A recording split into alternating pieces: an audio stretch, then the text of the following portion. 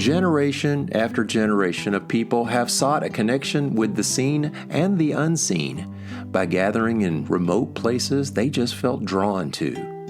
You sometimes hear of someone having a mountaintop experience, something very felt, and as they try to describe it, well, they say it's undescribable. I've certainly had such experiences way up in the mountains or from the seat of my motorcycle way out in the country. There are these places I just love to go where the goal is to stop my bike, to turn off the noises, and to walk in faith knowing that there's probably something a lot larger happening around me that's out of my control. And that's okay. Sometimes we think of motorcycling as a loud experience, the sound of the wind, the sound of the engine. Some use stereo systems blasting their favorite music to everyone who is all around them, whether they want to hear that or not. And as a side note, it's my opinion that anyone who does that is an inconsiderate dumbass. Sorry, that's just my opinion.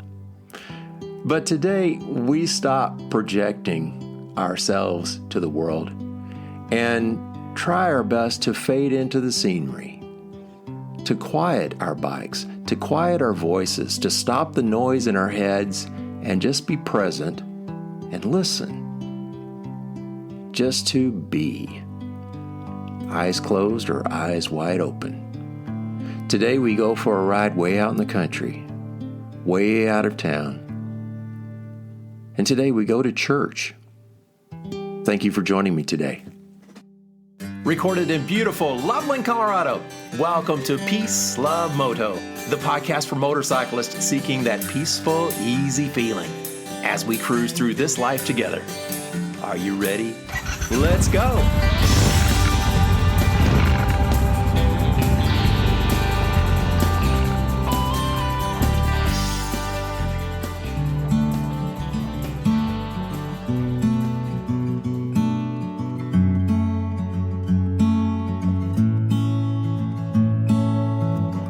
If you study human history, or even study sociology just a little bit, you learn quickly that both ancient and modern people have sought to find peace of mind, just like what we talk about in this podcast all the time, right? Urgent efforts to commune with others and even with the spirits. And what's so cool is that those places back in history, many of them still exist. And today we'll visit two of them that are near the Colorado Wyoming border, and they're only about a mile apart. Places where you can ride your motorcycle today and visit just about any time. Now, while I enjoy riding with friends and alone way up in the mountains, following twisty mountain roads that either trace their routes between mountain peaks or twist even tighter with sharper corners that follow rivers, I must admit that some of my favorite rides are those across wide open spaces. One of my favorite places to ride here in Colorado is an area called North Park. And it's completely traffic free for the most part out there. Just wide open spaces where you can see down the road for miles and miles and miles. It's wonderful. A couple of friends and I made our way on a journey just like that yesterday. We rode about 300 miles of pure bliss. This time, our road took us to Virginia Dale, about 50 miles northwest of my home here in Loveland, Colorado, are two places where I find myself quite often. Following Highway 287 in vast, wide open spaces, just before the Colorado Wyoming border, we find a place called Virginia Dale. It's a beautiful name, isn't it? And although the town of Virginia Dale no longer technically exists, it's a destination I reached on my motorcycle for about the last 25 years. It's just such a nice ride. So I was there again yesterday.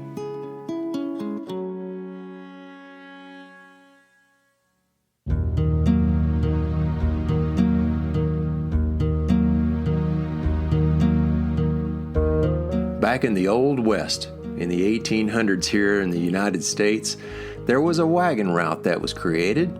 It's called the Overland Trail, and Virginia Dale served as a vital home or division station, they called it, offering weary travelers a place to disembark and replenish their energy with a satisfying meal and a rest overnight in a comfortable hotel that was nearby. In addition to catering to passengers and their needs, the station provided food and comfortable lodging to the hard-working stage drivers. It housed a sizable barn where 30 to 50 horses were kept, along with corrals and lush meadows that were there for their grazing pleasure.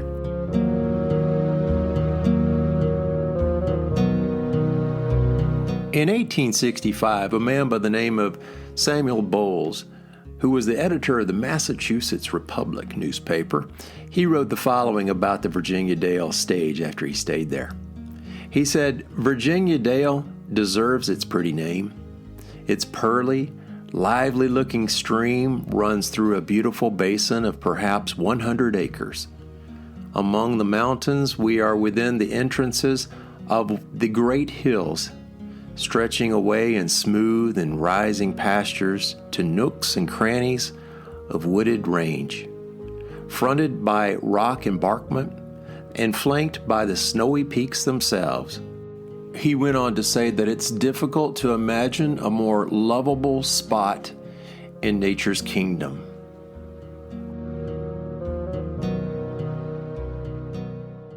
Well, Mr. Bowles, that's been my experience too, visiting Virginia Dale all these years, and to use your words, it is indeed a lovable spot.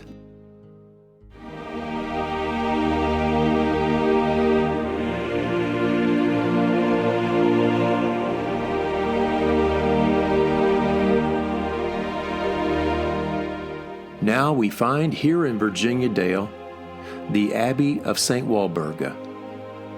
It's on a dirt road, easy to find off Highway 287, but the way the road twists and curves its way through the valley, the sounds of the highway are no longer heard by the time you reach the chapel. Silence, interrupted only with the sounds of the winds blowing through the valley, maybe the sound of a cow in the pasture, and sometimes the sound of singing. The abbey is served full-time by 30 nuns who work the surrounding land and raising cattle and local honey with hay for sale. They're there all the time. Most importantly, the nuns formally have services, each open to the public. I believe it's about 7 times a day, every day, where they sing and they pray for a very hurting world. Anyone can attend. And most importantly to me, I've reached out to the nuns at the Abbey several times over the many years, either sending an email or showing up in person to ask for guidance, for prayer, and just to tell them thank you for the many prayers of support that they've offered. My new grandson, Theo, was born just this past year, and he was very premature. It's a very scary time for my daughter and her husband, for all of us, really. The nuns at the Abbey, though way out in the country, prayed for Theo, and he's a healthy little boy now. I think that's part of the reason. Over the years, they've also prayed for family members and extended family and friends facing all sorts of hardships. And they've certainly prayed for me too, as I've asked.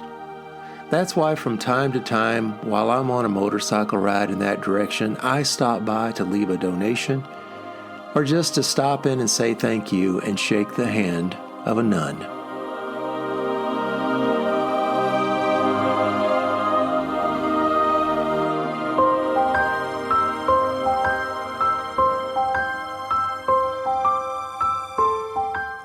Not but a mile away from the Abbey is the Virginia Dale Church, a little white church whose doors are never locked. That's right. Anytime, night or day, you can just walk in.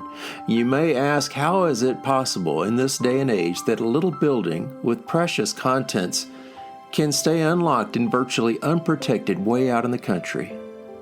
Well, my friends, I don't have an answer to that. Divine protection, maybe?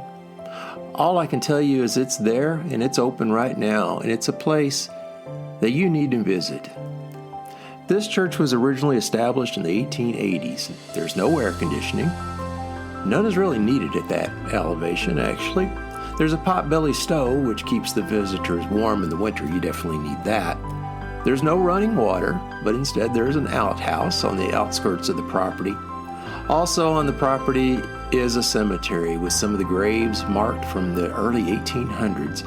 And it's my understanding that 3 of the first graves that were out there from men who died in gunfights. Yeah, this is the Old West, just like the movies.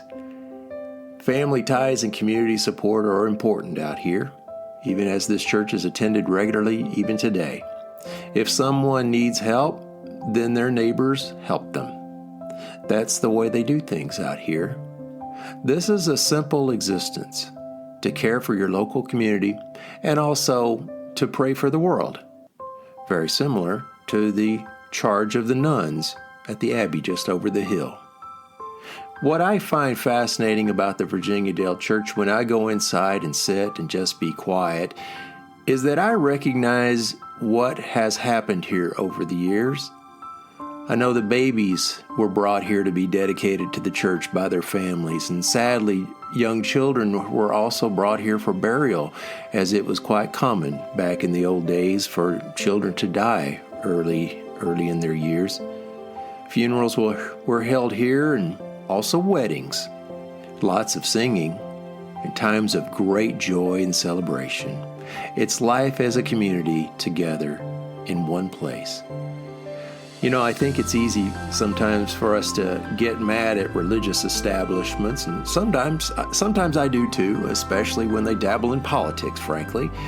But I can tell you firsthand that my experience with attending some churches is just like this at Virginia Dale, and especially at the Abbey, is it's been a very, very positive experience. All humans are flawed. Anyone who tells you that they're not flawed, well, you should probably run away from that person as quickly as they can. They must be a little bit out of their mind. So I guess my experience with churches has been a place where I could just go and be myself, as screwed up as I am sometimes, and I can commune with the spirits in a place where I can just also pour out my burdens to a community who genuinely cares about me. And that makes all the difference.